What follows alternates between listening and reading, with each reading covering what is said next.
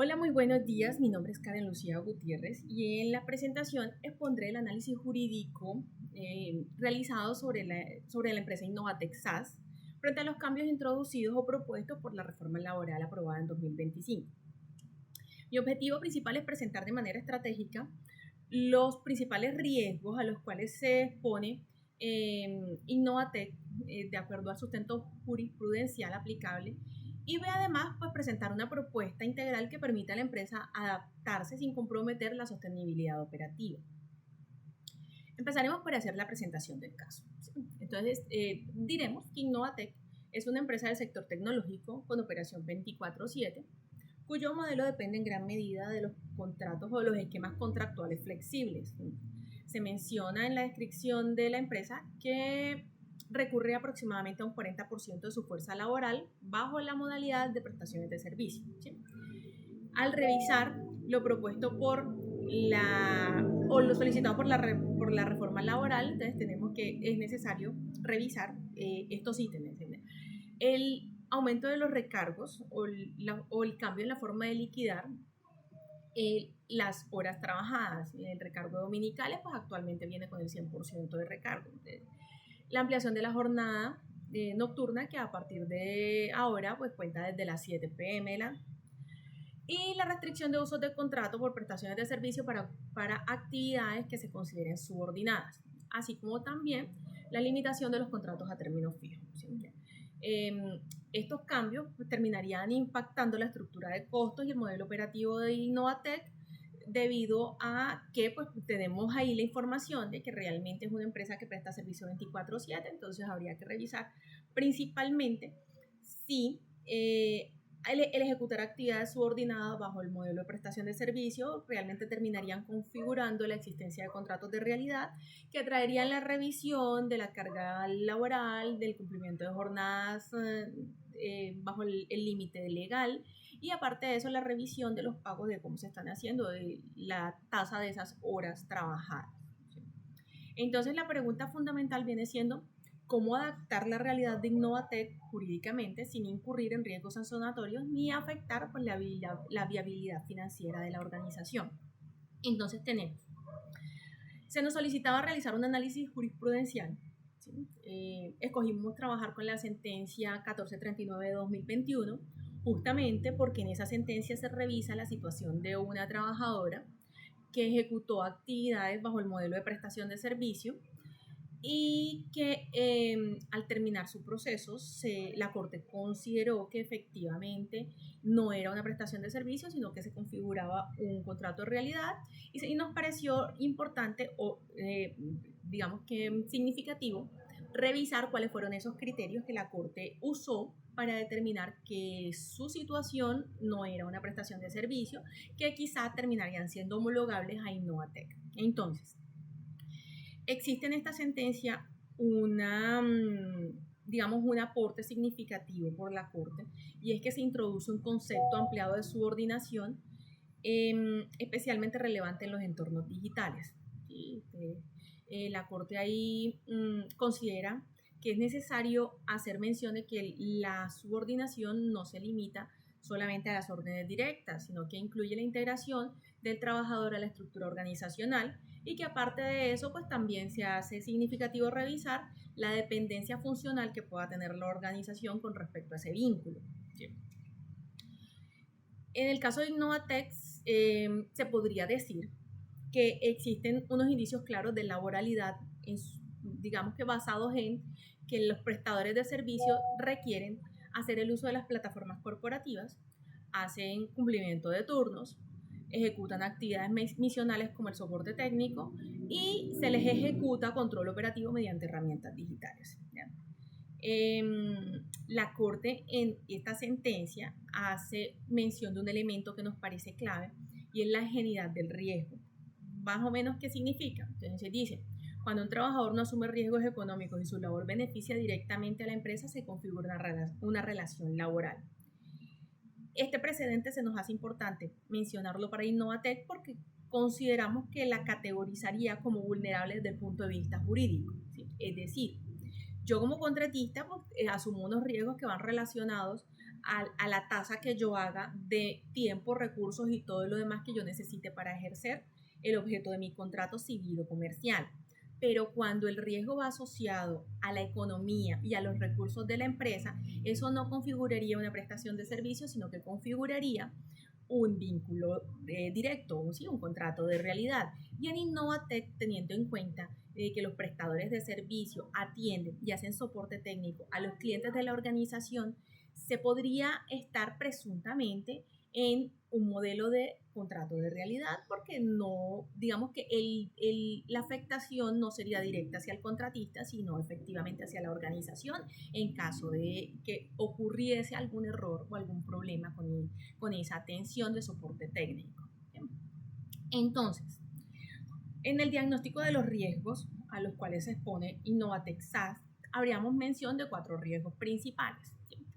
El primer riesgo y el más significativo es, o el más probable es que se determinen contratos de realidad. ¿Sí? Que las prestaciones de servicio, pues no vamos a decir que en su totalidad de esos 40% de fuerza laboral terminen siendo contratos de realidad, pero una gran mayoría, ya que ejecutan actividades misionales, que cumplen turnos y que utilizan plataformas de la organización, pues terminarían siendo. ¿Qué implicaría esto? Pues que la alta probabilidad de los contratos de prestación de servicio terminarían siendo reclasificados como contratos laborales. Y eso pues trae obviamente relación con el segundo riesgo, que es un impacto económico grande, porque pues significaría el pago retroactivo de prestaciones sociales, indemnizaciones y sanciones moratorias. El tercer riesgo sería el impacto por riesgo probatorio digital, que significaría que las herramientas que la organización pone a disposición de las prestaciones de servicio terminen considerándose una evidencia directa de que hubo subordinación. Recuerden que uno de los elementos que se utiliza es la libertad del prestador de servicio y pues que debe garantizar el uso de sus recursos y herramientas. Entonces, al necesitar que el prestador de servicio utilice o se relacione con el cliente utilizando herramientas como el LAX, bueno, las que sean necesarias para la prestación del servicio, para la atención del cliente, digamos que eso se podría ver como una relación directa de subordinación. El cuarto riesgo ya es la fiscalización institucional. ¿Esto qué significa? La UGPP puede detectar inconsistencias mediante cruces de datos, generando procesos masivos de evasión de aporte, y esto pues necesariamente va a crear un impacto significativo económico en la organización. Aparte de pues todo lo que afecta a buen nombre y los procesos que se puedan generar de ahí en adelante. Como vacíos, al analizar y contrastar la jurisprudencia, la sentencia, con respecto a la situación que está viviendo Innovatec, tenemos que hay algo que se llama, no hay claridad sobre el grado de integración requerido para poder determinar si efectivamente es una prestación de servicio o es un contrato de realidad. Me explico. La sentencia no es clara, aun cuando se protege mucho el hecho de que casi todo lo que no se considera prestación de servicio clara debería migrar a un contrato de realidad. No es claro el límite en poder determinar cuál es el grado de integración que esa prestación de servicio pierde el borde para poder categorizarse como un contrato de realidad. ¿Sí? El segundo vacío es el siguiente. No existe un régimen de transición seguro. Es decir, si Innovatec quisiera, por seguridad, por buena práctica, migrar los contratos a vínculos laborales directos, eso podría ser usado por los trabajadores como una evidencia de que efectivamente hubo un vínculo laboral que fue disfrazado o que fue mal utilizado como una prestación de servicio. Haría parte del margen probatorio o de los elementos probatorios de que efectivamente se estaba realizando un mal uso de la prestación de servicio, aun cuando sea una buena práctica que la organización quiera implementar. ¿Sí? Un tercer vacío que se debe mencionar es que hay ambigüedad entre lo que es la coordinación de la ejecución de labores y la subordinación en entornos laborales digitales. Me explico. Necesariamente, aun cuando sea una prestación de servicio, yo voy a necesitar, digamos que, solicitar informe, avance, control, para poder determinar si efectivamente lo que me están entregando cumple los requisitos o cumple mis necesidades. Pero puede ser visto de manera de que al yo solicitar un informe, realmente lo que estoy haciendo es control de la ejecución y no realmente una revisión de la calidad de lo que me están proveyendo como un servicio. Entonces, estos vacíos lo que hacen es incrementar la incertidumbre jurídica para la empresa y alimentar los miedos de realmente formalizar el vínculo, ¿sí? Porque se podría decir que al querer yo curarme en salud o implementar buenas prácticas, podrían terminar siendo material probatorio que me van a configurar un vínculo laboral directo. Entonces, nuestra propuesta jurídica para la organización es esta propuesta utilizaría tres estrategias o se trabajaría en tres niveles. Uno es el contractual, otro es el procedimental y el tercero sería el estratégico. ¿Cómo se diría?